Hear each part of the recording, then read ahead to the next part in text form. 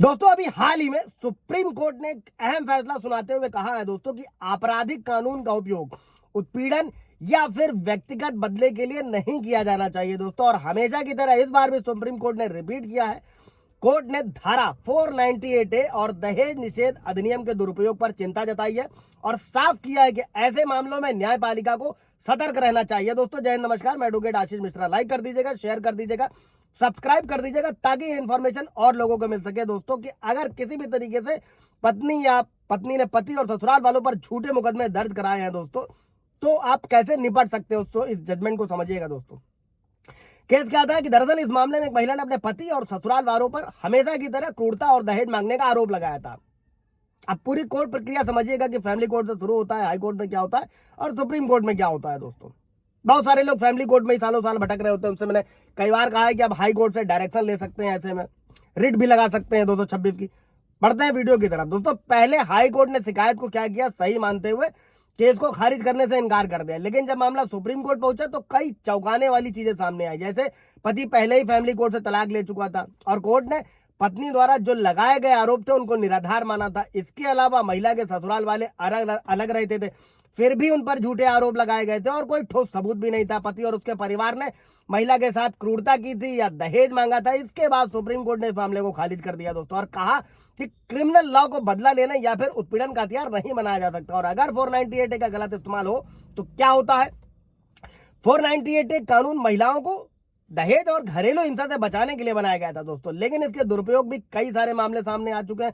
जब इस कानून का गलत इस्तेमाल होता है तो इसके गंभीर परिणाम भी परिवार वालों को, पति और ससुराल वालों को भुगतने पड़ते हैं। जो सबसे बड़ा मेंटल टॉर्चर होता है उससे गुजरना पड़ता है। निर्दोष लोगों की गिरफ्तारी, अगर बिना किसी जांच पड़ताल के शिकायत के आधार पर गिरफ्तारी की जाए दोस्तों, फिलहाल गिरफ्तारी पर रोक है, सुप्रीम कोर्ट का जजमेंट है।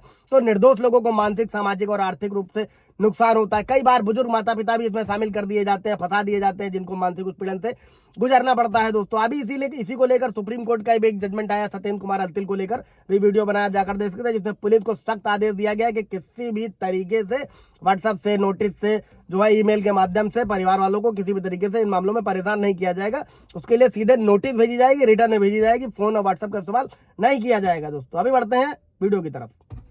अब जब झूठे मामले दर्ज होते हैं दोस्तों तो होता क्या है, झूठे मामलों की वजह से कोर्ट पर अतिरिक्त दबाव पड़ता है, जिससे क्या होता है, जो असली पीड़ित होते हैं उनको न्याय मिलने में देरी होती है। परिवार में तनाव और टूट होता है। गलत आरोपों के चलते परिवार बिखर जाते हैं, बच्चों का जीवन प्रभावित होता है, रिश्तों में स्थायी कड़वाहट हो जाती है। अगर आप भी झूठे केस में फंस जाते हैं तो क्या करना है दोस्तों, कैसे आप आसानी से निकल सकते हैं दोस्तों। अगर कोई व्यक्ति धारा 498A के झूठे आरोपों का शिकार होता है तो उसे घबराने की जरूरत बिल्कुल नहीं है दोस्तों।